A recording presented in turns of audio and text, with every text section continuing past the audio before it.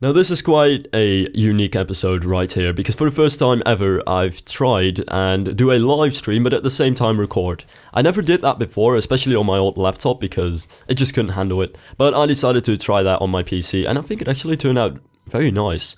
And there were actually some moments where I left the game, but thanks to the Fraps, it doesn't actually quit Rollercoaster Tycoon 3 at that point, so we don't have weird windows in the screen and everything should be fine. And even though the stream was a bit messy, the time-lapse did come out great, and I think other people have been doing this, and I like the idea because of course it means that you can time-lapse and make videos at the same time, and it's more fun and it's more efficient, and yay, we're all happy. What I wasn't happy about though was this building, obviously, since I'm removing it, and it's not gonna be gone. I just didn't like the position over here. I figured that I wanted to have, well, I wanted to have a kind of boulevard over here, and while I'm talking, I kind of just realized that I've got a terrible reverb in my room. I'm sorry about that, but the problem is that my room is kind of empty right now, and that's why I have this weird echo here. But anyway, I wanted to have a boulevard kind of thing over there, with like loads of arches and pillars and classical buildings, because you know I love those things, so why not go for that? And speaking of this building, I am not removing this building because I dislike it, per se. I just didn't like the place where it was standing. It was just kind of standing there and blocking the beautiful view of the rest of the city, and I couldn't see shit, really. I was trying to look at the skyline from over there, and there was this massive block in the way, which was this building, and it was just blocking the view, so I decided that just for the sake of aesthetics, of actually the skyline looking good over the mass that it had, I wanted to move this building and actually place it over here, which is where I was originally going to place other skyscrapers, but I decided to just place this thing here.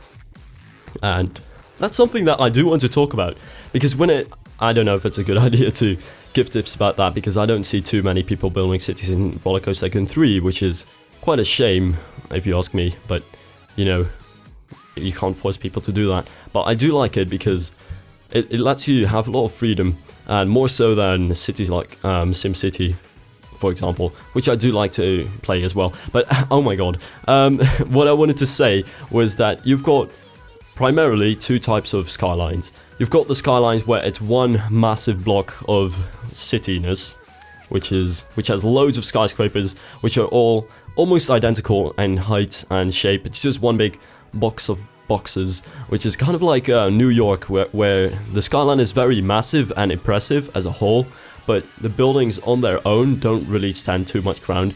And that was a terrible saying to use, wow, I'm sorry about that. And then there's also the skylines that are much smaller in size, as well as in amount of skyscrapers that they have. For example, Frankfurt or Singapore, where the focus is much more on the individual buildings and the way that they look in the skyline. And if I'm going to be very honest, I actually do like the second skyline more. It almost feels like I was bashing New York though, which I don't. I love it. And the thing that you do need to remember in both sizes, whatever you're going for, is that a skyline always needs a distinct signature tower. For example, New York has the Empire State Building, and on the other side of the island, of course, it has the Freedom Tower, which, I don't know if this is a good idea to talk about. It's quite, it's quite a controversy, but I wanted to talk about this because sometimes I see people complaining about the Freedom Tower, which of course they're, why wouldn't they be able to do that? But I actually do like the idea and the tower as well. I mean, 9/11 is quite of controversy to actually talk about, but I do like the Freedom Tower for the fact that I see many people that actually dislike it because either they want Twin Towers back, to which I would say, well, you got 7 towers back, and I actually do really like the design of the Freedom Tower because it still has that box shape going on that the World Trade Center Twin Towers had. But I also think that if you were really going to rebuild after such a terrible thing, you probably shouldn't rebuild the exact same thing that was there, but I do like the idea of actually doing something new and even more groundbreaking than you did before, because that's how you truly make a comeback, is what I'd say. So I do like that tower. It's actually my favorite skyscraper in the world. I actually do like it more than the Empire State Building. I know it's got a very simple shape, but that's exactly why I like it. And one more thing, and this is actually the point that I wanted to talk about, is the fact that it has a very high spire, of course. It's just incredibly high. The thing that it does, it's a signature tower for not just the reason that it looks good, but also that it's much higher than the towers around it, and it almost creates like this mountain-ish shape where you have this one big tower in the middle and smaller towers around it, and all the way down to the outskirts of town the buildings just keep getting smaller. And that's an idea that I like in the skyline, and that's why it almost feels like a stereotypical and perfect utopian skyline to me. So that's why I like that. And if you look at it, many skylines in the world have that. I mean, Hong Kong has the commercial center, which is a lot higher than the rest of the buildings, and, well, practically everything has that, except Rotterdam, because everybody over here likes Rotterdam for some reason. Well, I know some people don't. I actually had my teacher say that, well, yeah, the bombings of the Germans were pretty terrible, but, well, we got a very nice city back, but I actually don't like the Rotterdam skyline a lot for that. It's my favorite skyline in the world. What? What am I saying? Oh, okay, hold on. It's my favorite skyline in the Netherlands, but it's still not that amazing, because what it needs is a signature tower. It's got amazing towers all around the city, but what it really needs is one tower that's much bigger than the rest and actually lifts the skyline to be much more beautiful. And that's something that I need to do with Silver City as well, because as much as it's fun to build this little boulevard with arches and pillars and all that neoclassical stuff that I've done so many times before, but it still looks so good, and oh yes, is the fact that you need one big skyline thing in the middle, which is going to be that glossy spire building. And I'm going to try to add 2 or maybe even 3 more floors to that, because when I did look at it, it seemed like it was just a tiny bit higher than the rest of the buildings in the city, and that's not what I need. I need it to be a lot higher. It really needs to be that signature tower of Silver City. So that's why I'm going to raise that thing, and I'm going to remove the spire, which is going to take quite a bit of time. I'm going to build 2 more floors, which is not going to take as much time, and then I'm going to have to rebuild the spire because I haven't saved anything. Yay.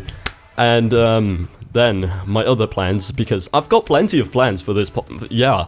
I mean, I know that last time I think it was my Let's Play that I said that I would quit this park, but that was just telling you guys that I would quit this park because it's not going to happen too soon. I'm still going to make quite a bit of episode stuff because I do want to end this thing, I do want to finish it. But then again, I don't want to just leave it hanging and just quickly round it all up. I do want to make it nice, and one of the things that I'm going to do is what I'm currently doing, adding loads of parks to my cities, because I do want loads of, well, greenery in my cities. I don't really like concrete jungles without any nature or foliage or any of that stuff. For example, when I look at Tokyo, I really like the city for the skyline and the buildings that it has, but dear God, there's barely any foliage in that city. Somebody should give them some trees, because I would not like to live in a city without any trees. So yeah, that's what I do want to get a lot, and which is gonna happen in the city, and hopefully it's gonna make it look a lot better, like it usually does with the parks. So I'm secretly kind of hoping for that, for the foliage to just magically make everything look beautiful, which is hopefully gonna happen, and that's what I'm gonna try.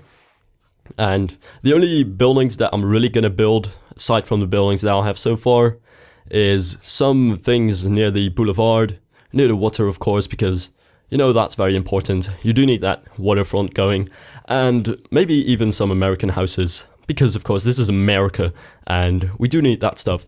But that's going to happen in the next episode, so see you then.